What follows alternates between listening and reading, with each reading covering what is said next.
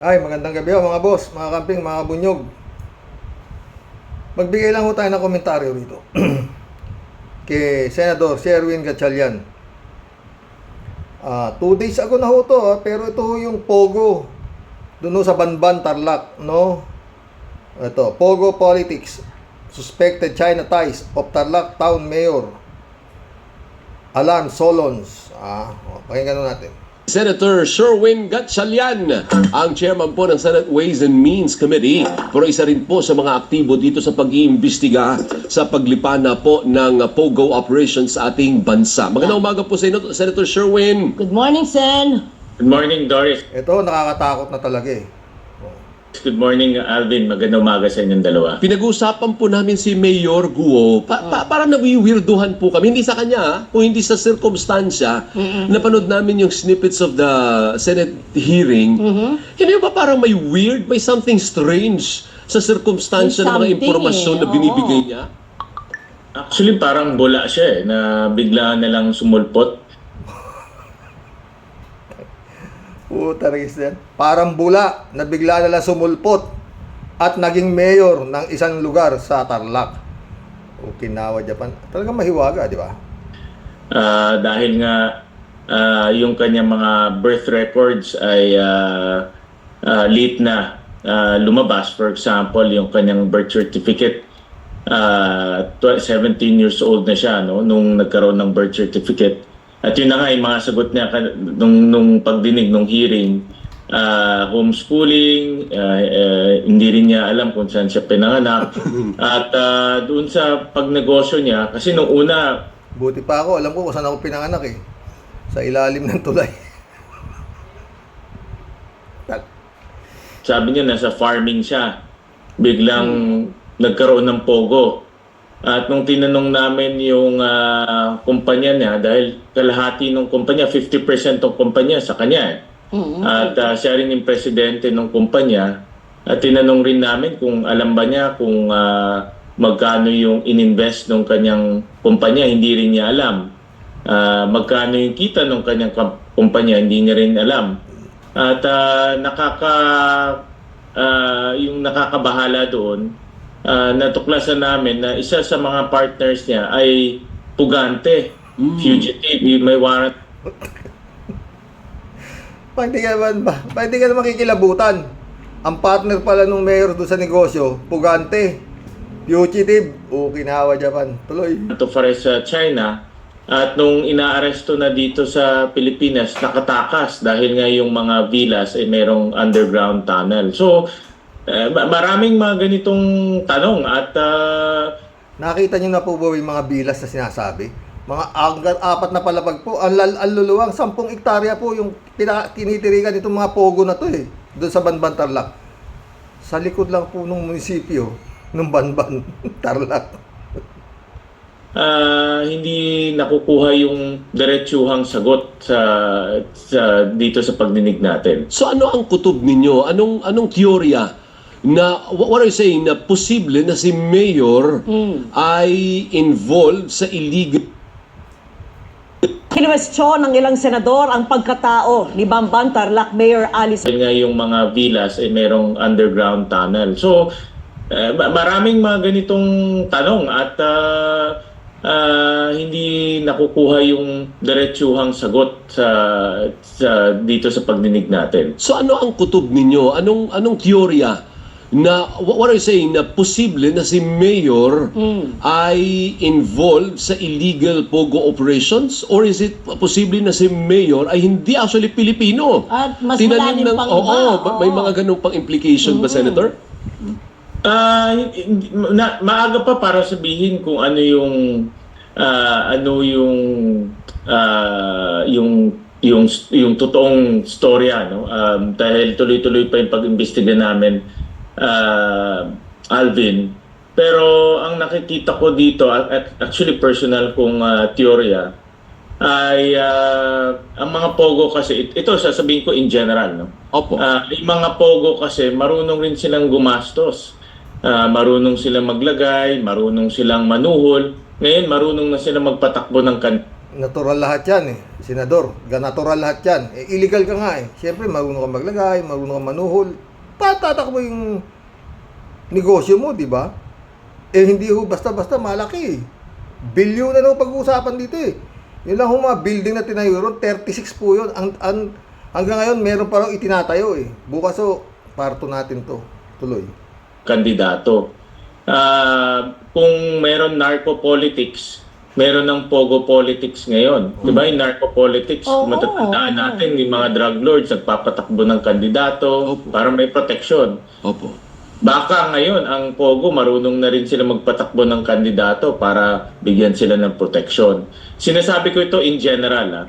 At dahil yung paglalagay at panunuhol, ito nangyayari na talaga sa pogo. At yan rin yung information na nakukuha namin sa mga enforcement agencies. Yung malala, Senator, kung posible yung sinasabi mo, hindi kaya posible din na nai-infiltrate na tayo ng mga Chinese considering na may issue tayo, may agawan tayo ng teritoryo, which is going to be worse kung yan ay planted there. Kumbaga parang may sale doon na mag-infiltrate ka. Sleeper cell. Matagal na tayong na-infiltrate eh, kung tatanungin ninyo. Ha? At ang numero unong na-infiltrate, yung presidente ng Pilipinas, yung nakaraang administrasyon. Di ba? Oh. May gentleman's agreement pa nga siya. Halos pinamigay na nga niya yung pinanalunan ni Pinoy sa UNCLOS eh. Di ba? Oh, yun ang na-infiltrate talaga mismo. Hindi lang yan pogo. Tuloy. Oo, mga ganun. Hindi mas nakakatakot yun, Senator. But possible yun dahil nga parang doon sa aming pagdinig, ang daling kumuha ng mga fake hindi fake, ang daling kumuha ng legitimate passport. At doon nga sa mga unang pagdinig namin, nagkaroon na kami ng hearing sa mga legitimate documents na nakukuha ng mga fake na mga tao o yung mga taong hindi naman dapat makakuha ng legitimate documents. Nangyayari, kunwari, doon sa pagdinig namin, nakita namin na ang daling kumuha ng legitimate birth certificate na hindi ka naman dito pinanganak. O napakadali kumuha ng passport dahil nga kung meron ka ng birth certificate, nadali na kumuha ng passport. So, nakikita namin na itong mga dokumentong to kayang i-manipula.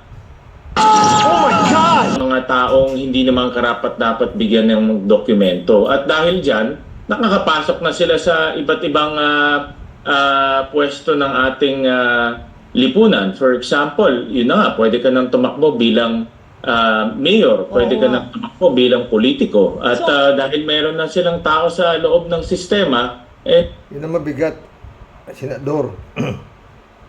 Napakabigat ng tao na nila sa sistema. Si Digong nga, di ba? Siya ang tao. Naging tao. Itong mga incheck na to sa loob ng sistema. Malas-malas, naging presidente ho ng Pilipinas sa loob ng 6 na taon.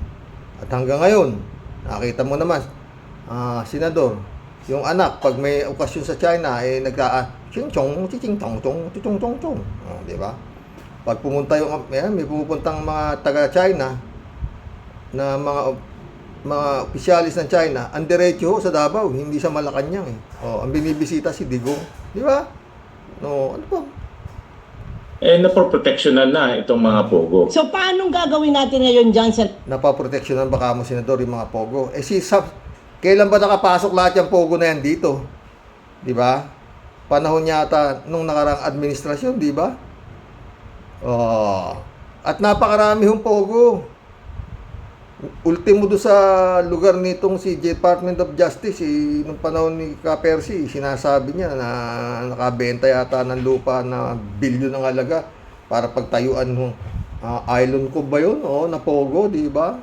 Sabi nung nabubuhay pa si Ka-Percy, di ba? Wala ho, napasok talaga tayo, Senador Sherwin, ng check. Oo, at yung mabigat nga, ang protector, yung presidenteng Pilipinas, di ba? Tingnan mo nangyari sa Parmali. Puro sing-chong, puro inchik din, di ba? 625,000 kapital ng Parmali nakakuha ng deal sa gobyerno ng 12 bilyon. Okinawa, Japan. Kawawa ho talaga si Juan de la Cruz, mga boss. Tuloy, Senador. ang senador. Napakalaking issue at napakadelikadong issue para sa isang bansa. So anong papabayaan na lang po ba natin si Mayor na sige lang, ganyan ang mga binigay mo sa aming impormasyon, okay na yan? Or kailangan buting ano tawag doon, Ano yung yan? palaliman pa, Oo. Senator. Tama. Bibigyan naman natin siya ng benefit of the doubt, no? Dahil una-una elected official siya, binoto rin siya ng tao. Pero sa amin, actually kausap Kalayan mo, naboto yan. Sumulpot daw na parang bula, naboto ng mga tao sa Banban. Malaking pera yan. Hindi naman masyado raw yata malaki yung Banban Tarlac eh. Oo. Baka siguro 1 bilyon eh. Panalo ka na ron na mayor. Ba? po si Senator Risa nung isang araw, tuloy-tuloy yung aming investigasyon. Marami kasing question mark eh. For example nga, tinanong namin, nakita niyo naman in picture, no? Ang laki ng pasilidad. Pero nung tinignan namin yung mga financial statements ng mga kumpanyang involved dito, ang liliit ng kapital. So, saan nanggaling yung pera? So, ang iniisip, akin personal theory ako dito, may money laundering involved. Ibig sabihin yung pera galing sa masamang aktibidad at nailalagay dito at nagpapatayo ng building at itong mga building na ito nagagamit naman sa masasamang aktibidad. Kaya Kaya ako, duda rin ako doon sa Prayer Mountain. Anong tawag dito? Yung mga mountain. Prayer Mountain, Glory Mountain ni Kibuloy. Pag yan siguro, mga boss pag diniinan yan, baka mas malupit pa rito sa mga pogo na nato eh. Ang makikita dyan baka. Oo. Kasi talagang hindi ho kapani-paniwala na makakapag napakarami ho, may sarili pang eskwelahan at kung ano-ano pa. Oo, na nakatayo sa loob ho nung compound na itong si Kibulog, no? Tuloy. maraming mga anggulong dapat tignan pa, no? At yun na nga, no? Tingnan rin namin kung parang kasi pag tinignan mo ang kabuuan, si Mayor Go parang bulanga na napunta diyan. Tapos itong Pogo naman nandyan na nag-invest ng napakalaki na hindi naman natin makita saan nanggaling yung pera. Kaya nga. Tama. Pero bakit Buti pa kay Kibulog, napapatunayan na abuloy yung mga perang pinagpatayo ng mga malaking bilya doon sa loob ng 20 hektarya yata yun, no?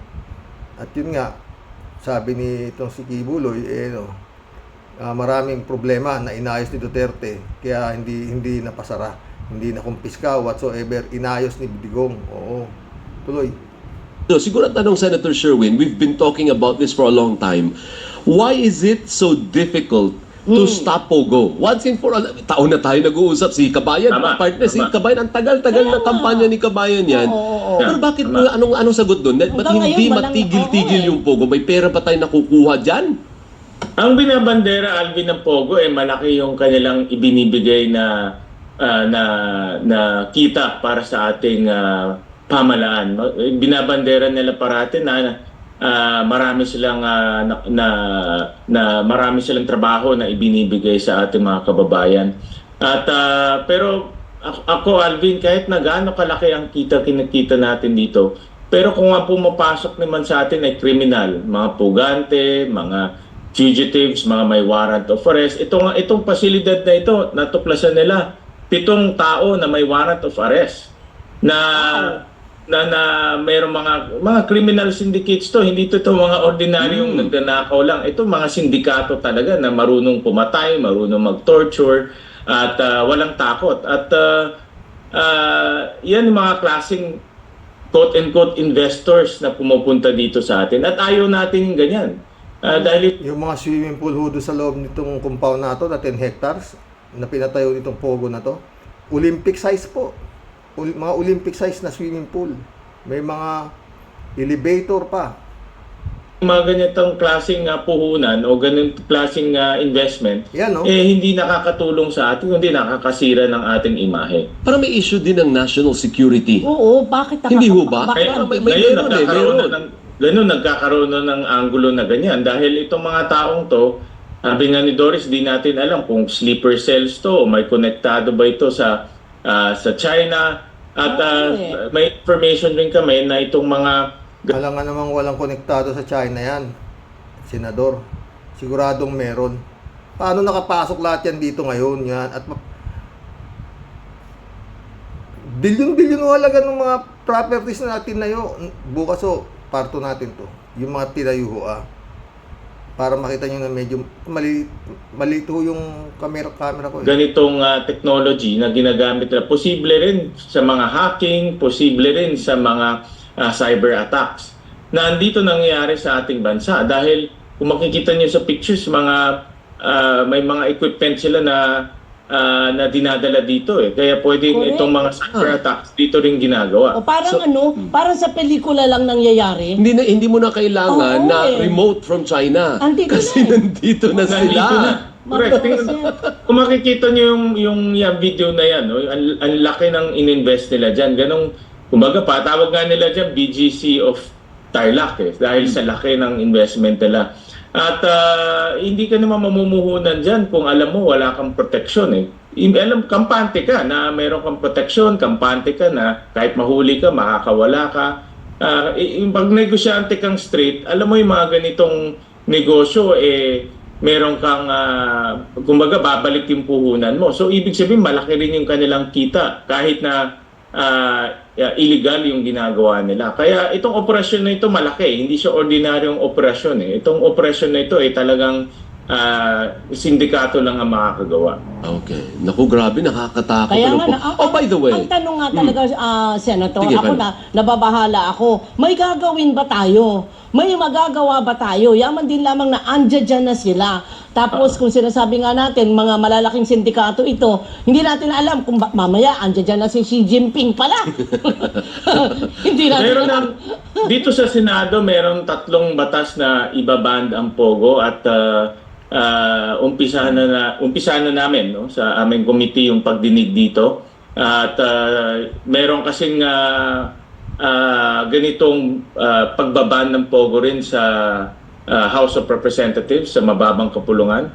At kaya itutulak namin to at hopefully makakuha tayo ng suporta sa ating mga kasamahan na talagang permanente na i-ban itong Pogo kasi tuloy-tuloy ito, hindi natatapos. At balita ko sa mga enforcement agencies natin, meron pa silang sinesurveillance na ilan pang mga ganito.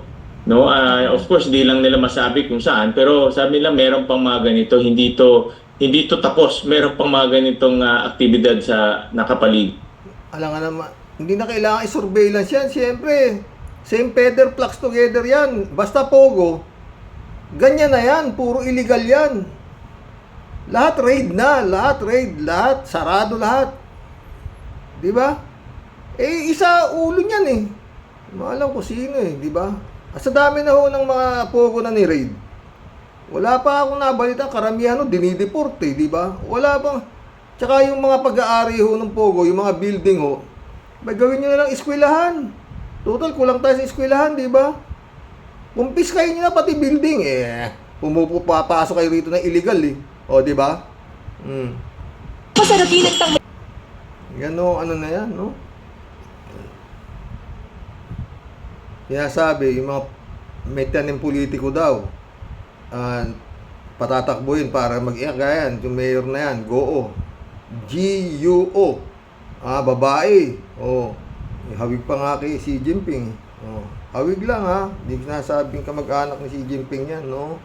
Napakakatakataka ho yung pagkatao. Nga, pinanganak daw siya sa bahay. Sa farm daw siya pinanganak kasi gaalaga daw silang baboy. Mga ganyan ho. Bukas ho, pag-usapan natin yan. Magkukulab muna po tayo. Oo. Wala ho. Basta sinasabi ni Senador Gatchalian na, yan nga, parang tanim politiko. Tapos patakbuhin nila para mayroong proteksyon daw. Kaya naging mayor. Tapos talagang 10 hektarya ho yan. Ang dami, 36 ho yung bilyan natin. Puro parang malapalasyo. Ang 4 na palapag, talagang grabe. No? Ngayon, wala na hong laman. Bukas ho, yung parto niyan. Papag-ano natin. Pinasok ko ng Rappler. Rappler. Yung babae. Malakas ang loob ng Rappler na babae. Bukas po, no? Mag-collab na po tayo, mga boss. Yun ang ano doon, no? Tanim politiko. Tanim ng pogo or politiko para takbuhin nila para may proteksyon daw. Kailangan pa. Anyway, kailangan sa lugar nila. Pero sa buong Pilipinas, ang pinaka-protector po ng China, si Digong. Wala namang iba, di ba? Pero dapat subalit, hindi ko kaya ipatawag sa Kongreso at sa Senado. Bakit?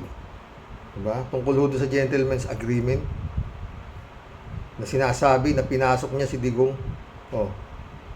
Ewan. Jeff Ramos na, shout out. Kalat ni Baya, shout out. Jun Lagon, my friend, shout out ha. Al Ulalia, shout out. Sabi niya, posibleng maraming kaso nung panahon ni Duterte ang makakalkal dahil wala na sa pwesto si Duterte at wala nang impluensya. Hindi na takot magbulgar ang mga tating takot. Good day, Sir Rox at sa mga ka-warriors. God bless. God bless, Al Ulalia. Pwede.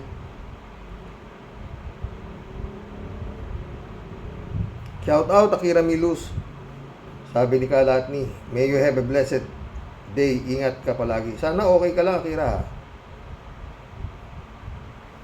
Good evening, karaoke. Bombahin mong ng patagilid, karaoke. Kalatni talaga. Kalatni ulit. Ano pa ang hinihintay ninyo? Ikulong na yan nang matapos na yan, mga ungas. Galit ka na naman. Ha?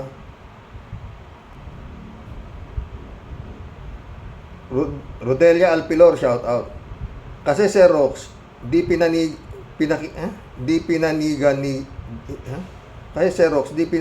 si Gordon sa pinaglalaban niya. Talagang hayop ang Dutertaning, talagang nuno ng kasamaan kasama mga aliporis niya. Salamat sa Diyos, unti-unti nang lumalabas mga ginawa nila sa ating inang bayan. Salamat Sir Rox. Take care. God bless po. God bless, Rodelia Alpilor. Fernando Mandak, shout out. Tama lang yung ginawa na yan para kasuhan si Duque at Lau. Pero dapat kasama dyan si Duterte dahil si Duterte ang ayaw pa imbestigahan ang parmali case na yan. Ayaw niyang papuntahin lahat ng akusado sa Senado. Totoo.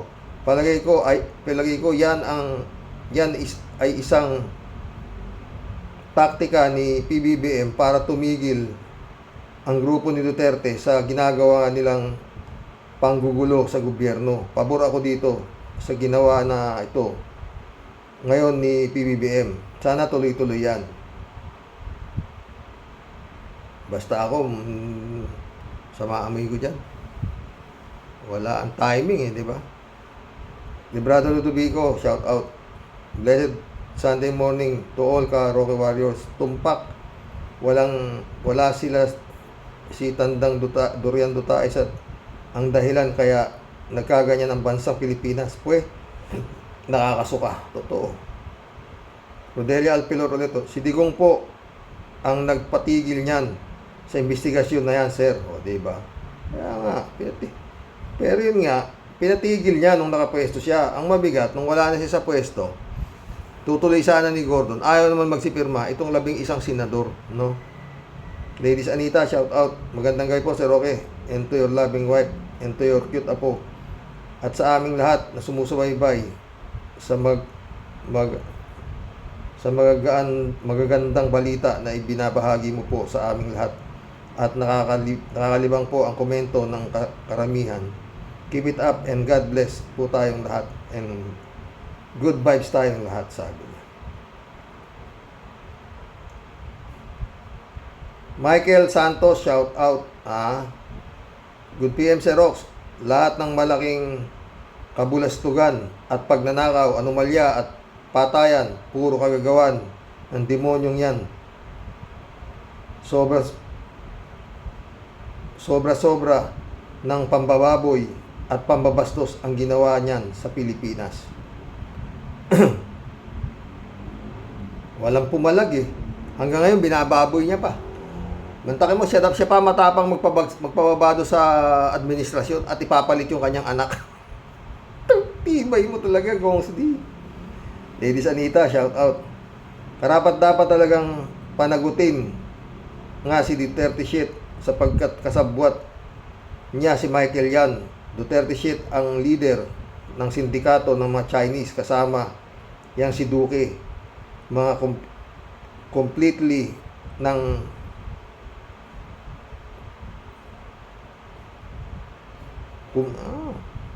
completely nang ninakaw ang malaking pera ng taong bayan.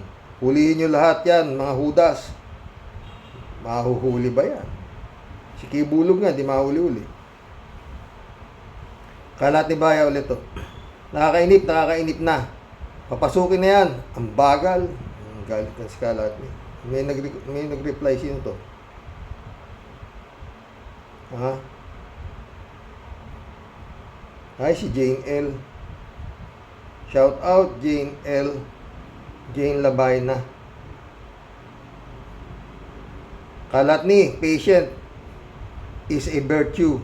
Konting kembot pa at darating na si Santa Claus. May regalo na arrest warrant. Totoo yan. Indeed, patient is a virtue, Miss Beautiful. Kaso nga lang, nakakaregla ang sistema dito sa atin. Dugong-dugo na. Dugong-dugo na ako. Sabi na ni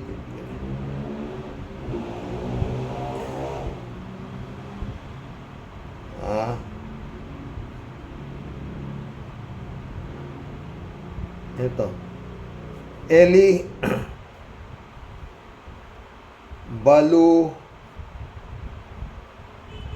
Balukanag. Welcome to the club. Moro-moro lang ang mga yan. Kahit bilyon samantala sa mga barangay, 1K malaking kasalanan na ng mga barangay official. Totoo yan, Eli. Welcome to the club. Ladies Anita.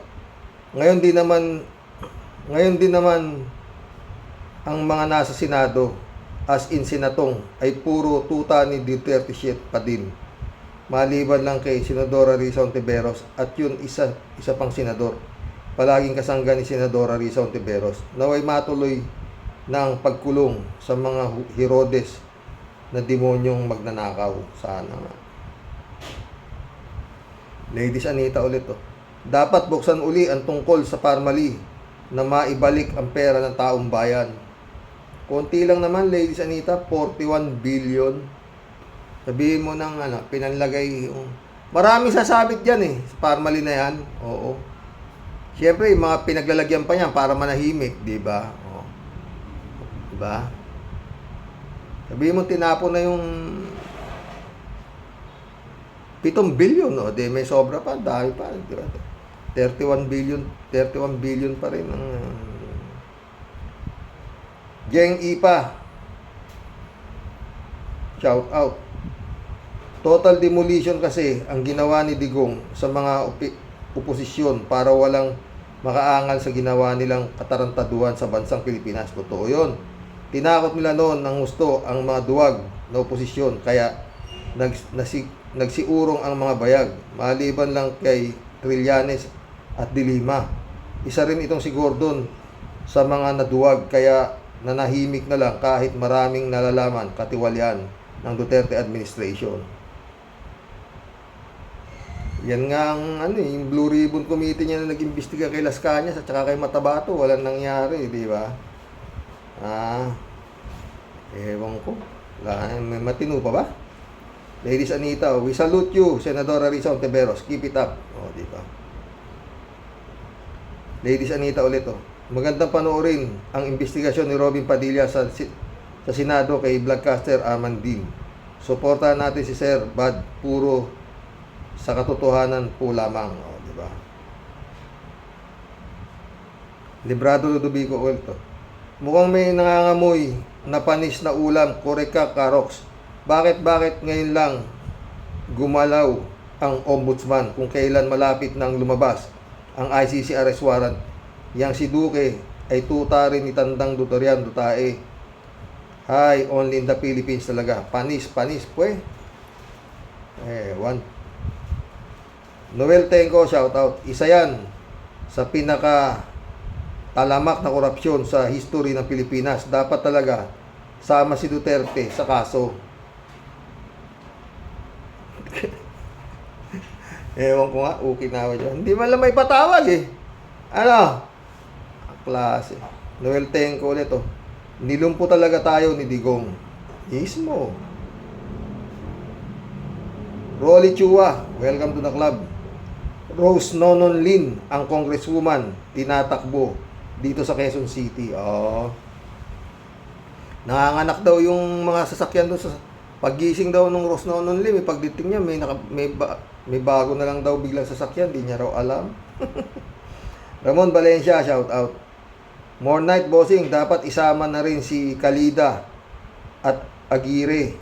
Wigire, mga kumamal din. Yan ang milyones sa panahon ni Digong nyo. Totoo.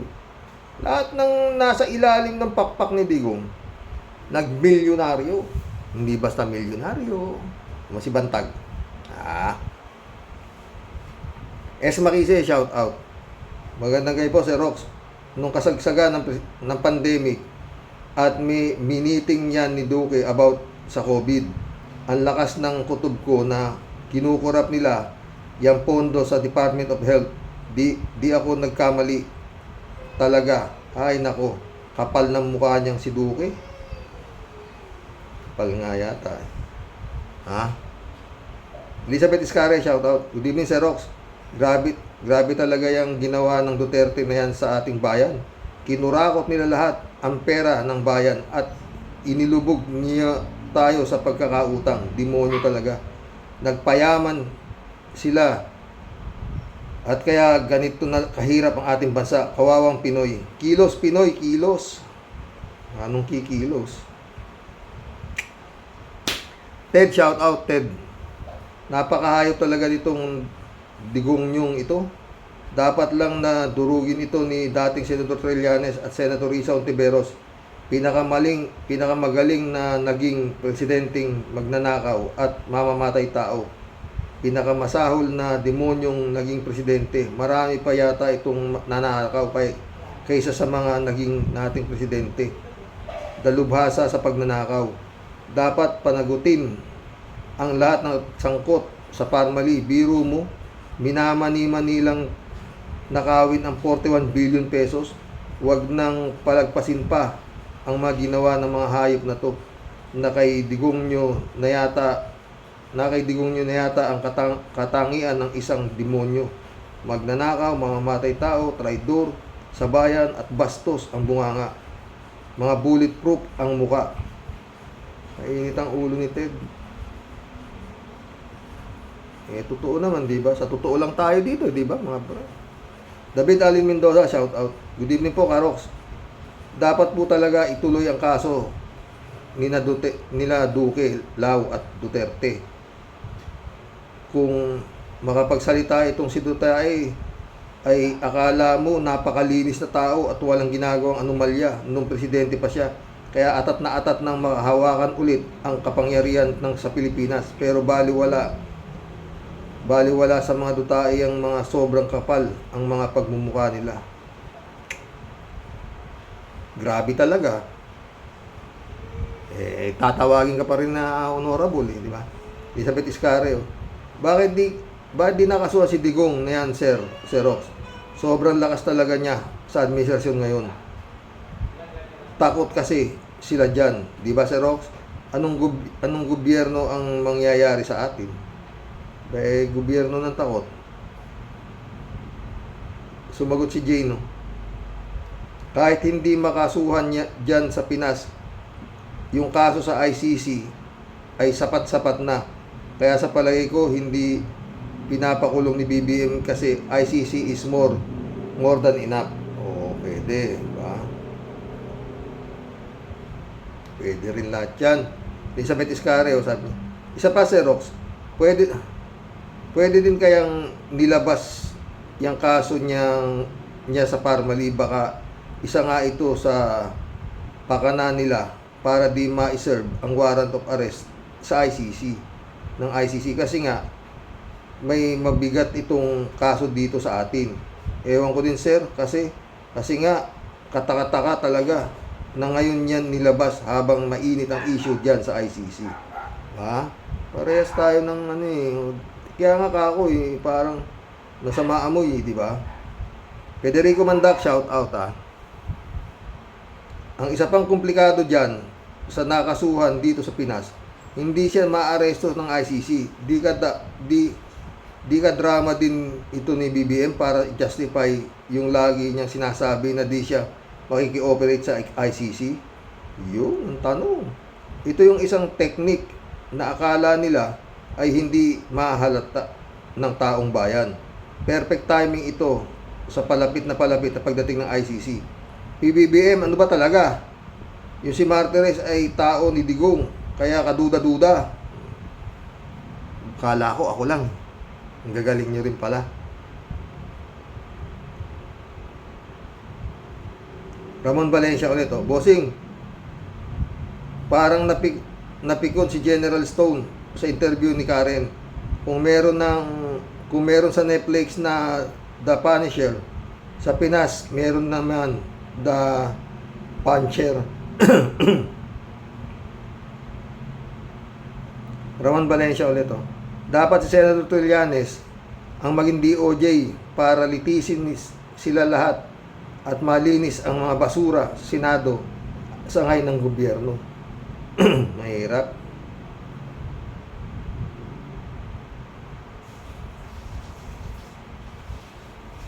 Richard Ramos, shout out. User, shout out ha.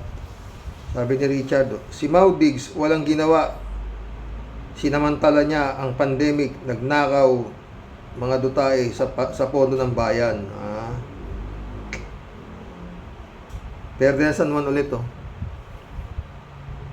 Good evening. Taki mo yung face mask noon, magkano? Putik yan. Ngayon, 3 piso. Pinamimigay pa ng libre. Noon, nung kasalakuha yung pandemic, maabot yata ng 25. Isa noon, oh. Parang ganun, ha. Masahol, mahigit pa yata ng 25 pesos, eh. Anak ng pating, oh.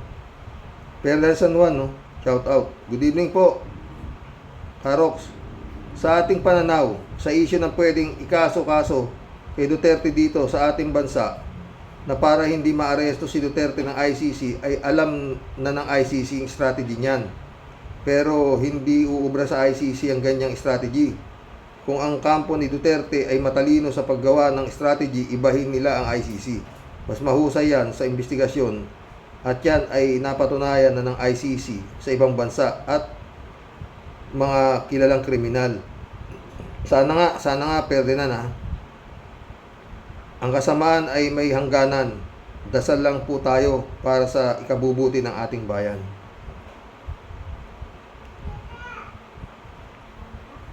Friend Shervin Sapeda, shout out. Christy Ansen, July 7, Alcantara, shout out sa inyo mga friend. Friend Jaime Bingson, Dolor Garcia, shout out. Sabi ni Friend Shervin, no?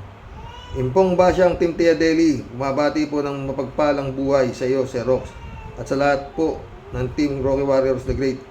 Balik usapang parmalin naman po tayo ngayon, Sir Rox, pero tipong baka alikabok na lang po ang sa ilalim ng lupa yung pinaka-supremo, saka yung si Duque na nagkamal ng katakot na kayamanan ng bayan, pati yung mga tsengwang ligaw na akusado. At di na rin po siguro uso ang pera. Malabo na po sigurong mabalik. Malabo na po sigurong mabitag pabalik sa Senado at imbestigan ang mga yawang Kurimaw at Hinduropot na mga yan. Xerox, lalong-lalo na po yang si Ingkong Lakay Supremo. Sa isang banda, Xerox, okay na din po na nabuksan po ulit ang kaso at di po tinuluyang nabaw na lang po sa limot. Ang aabangan lang po natin ngayon, Xerox, ano po ang susunod na kabanata? Yun. Yung mga hindi po pumirma at dinedma po itong isa sa pinakamalupit nakasaysayan ng pagnanakaw po sa kaban ng bayan. At ang natatanda, yung sila ba to, siguradong sila yan di ba? Oo, yung mga, pero si Grace po, doon ako nagulat. Oo, ayaw.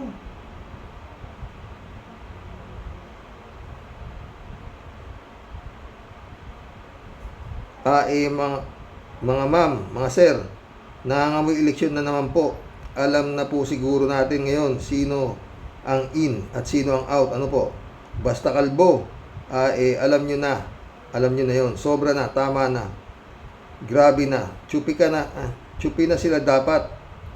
At wag na po ilista.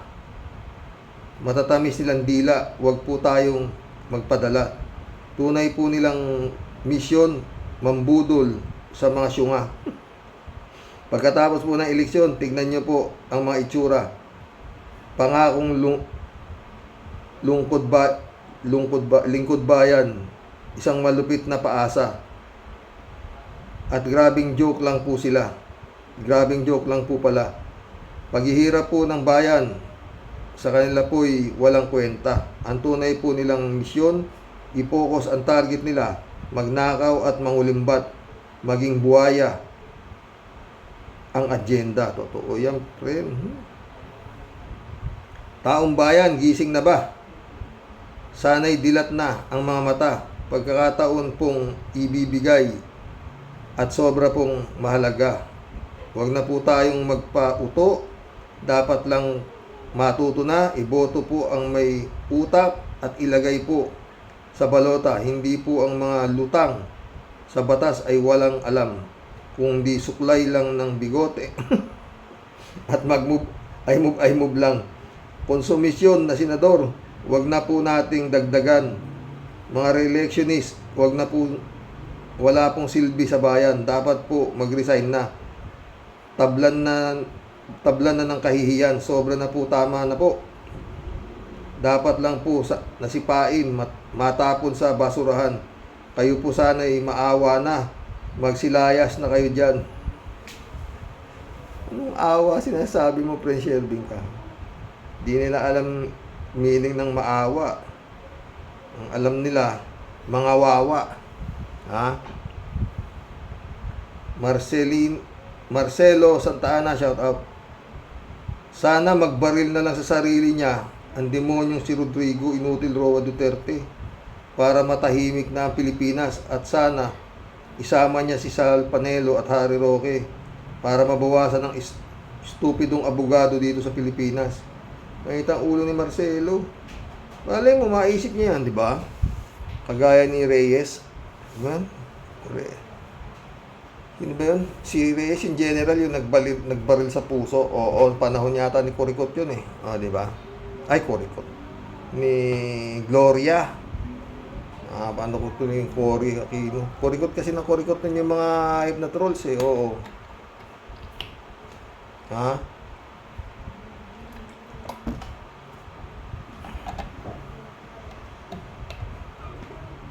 Greetings Kuya Rox at sa inyong may bahay. God bless you always. God bless Raul Villanada. Raul Villanada ulit ito. Ang problema, Senator Gordon, choppy din kasi laro mo. Isa ka sa dahilan na makakulong si Dilima. Huli na nung ikaw ang pronta sa kaso ng Parmali. Nang pumbronta sa kaso ng Parmali. Sandra Daisy, shout out Lalong nagiging exciting ang true to life story ng mga leader natin. At ito ang mga rason kung bakit mahirap ang bansa mahirap na bansa pa rin tayo. Tanong, sino ang nagsasabi ng totoo? Abangan. Basta tayong mga Rocky Warriors, mapanuri at think deep tulad ni Engineer Dr. Toto Kausing. Watch and learn. Shout out, Bunyog. Huwag niyo pong kakalimutan. Attorney Enzo Recto. Ito.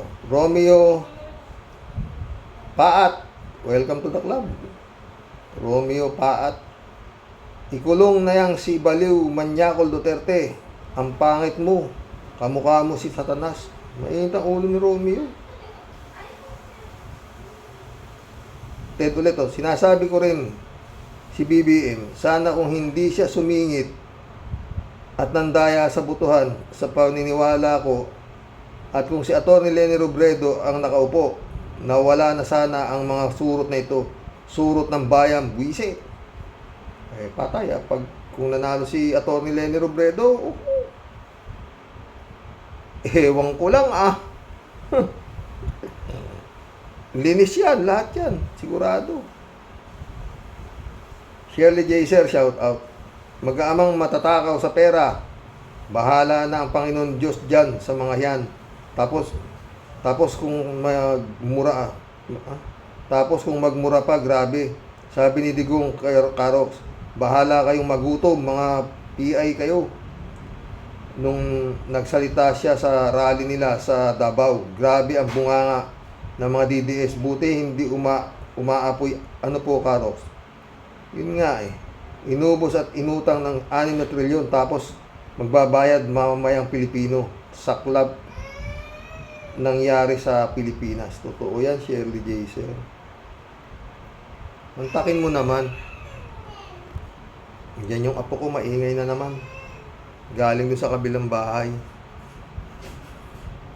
Hello, Miss Adelita Belarmino. You are the best, sabi ni Kalat ni Bayaw. Shout out, Miss Adelita Belarmino. Hello, Miss Lloyda Claro. Hope you are doing well, sabi niya. Hindi kami nakikita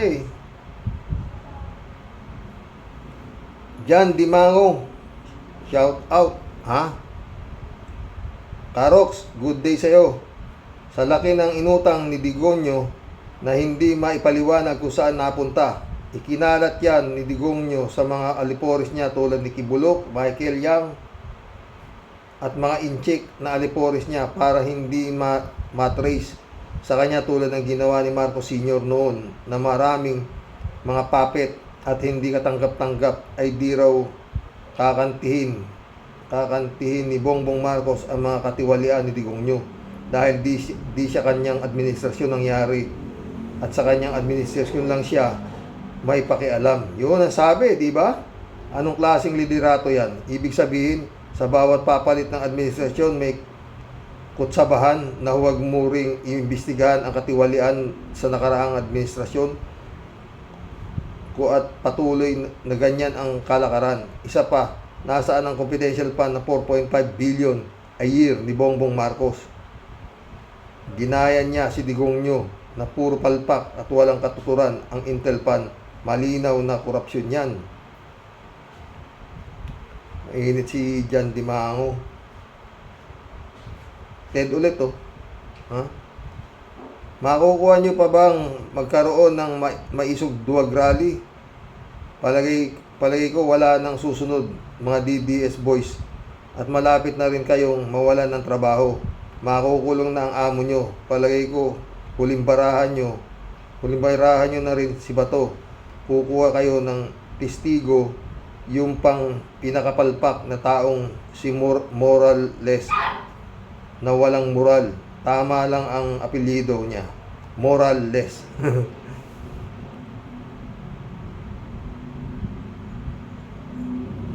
Reynaldo Gonzalez, shout out. Ang problema dyan, yung magpapaliwanag ay di na maliwanag ang kaisipan at nang mahut-hut na tamang sagot sa ICC na lang dalin.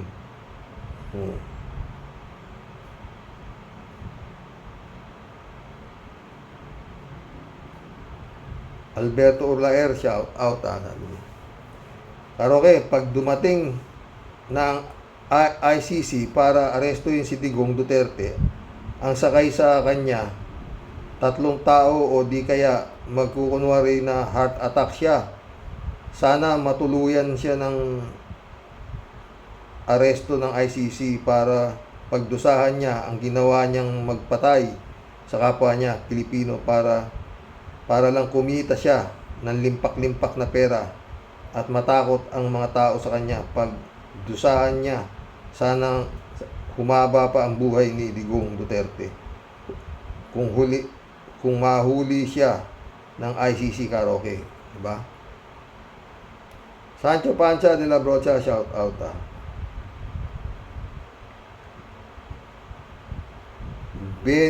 Benidi Tungol, shout out. Si Bato, nakakatuwa, parang si Pugo kung umarte. Alam niyo si Bato, no? Ito. Si Duterte, kung totoo yung parmali na yan, ha? Hindi involved si Bato dyan, eh. Ba? Hindi natin alam, ha, di ba? Baka ilalabas ni Duterte sarili niya, eh. Bahala ka Bato sa buhay mo. Ganun ang mangyayari riyan, ha? Pero kung okay ba to, babaliktad na ako.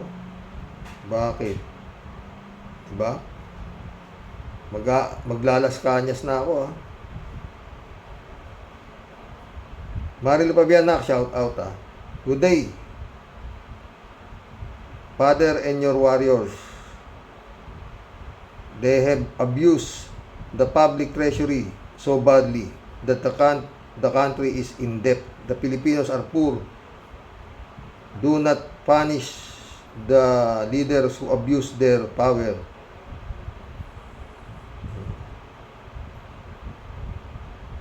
God bless us, Father and ka-warriors, sabi ni Marlo Pabian. Amelia Sevilla, shout out. Baka naman po pwedeng i-broadcast kung sino ang hindi pumirma na senador. Kalimutan ko na, 11 yun eh. Tatandaan ko si Grace po. Yan si Bato. Yang si Bongo.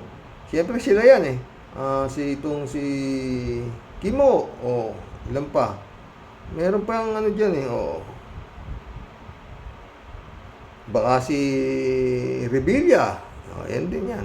Di ba?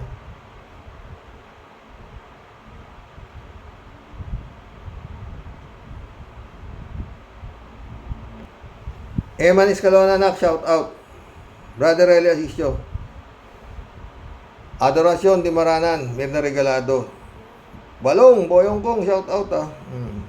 Friend Jun Lagon, shout out. God bless po. Mission accomplished. Hanggang bukas po muli. Pakikita ko sa inyo kung paano, gaano kayaman ho yung pogo na yan. Yung mga kapital, talagang bilyon, bilyon. Hindi ho basta-basta. Magandang gabi po mga boss. Good night. God bless.